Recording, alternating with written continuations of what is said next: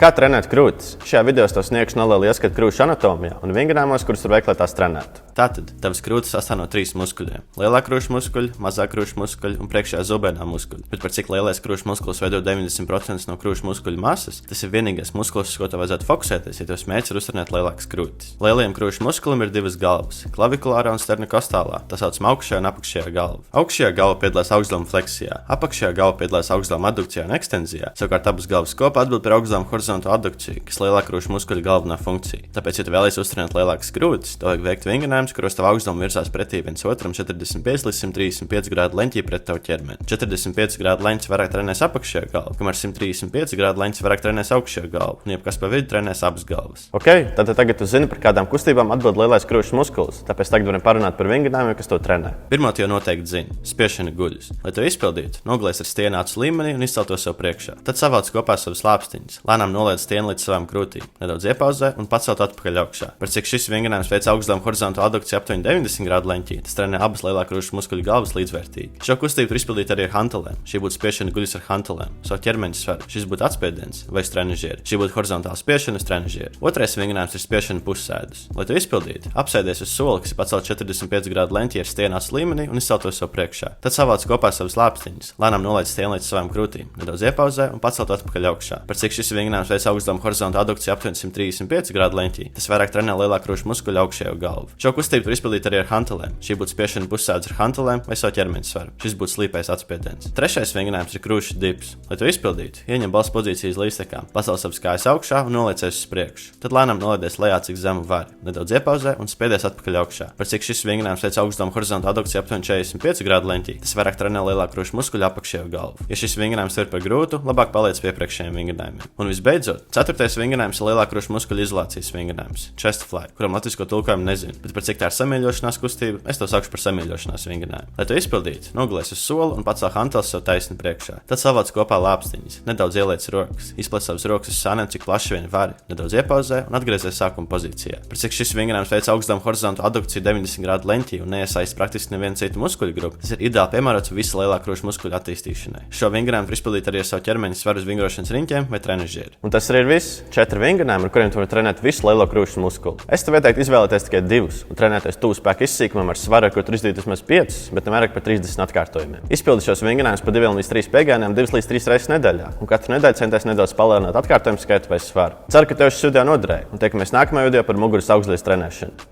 Čau!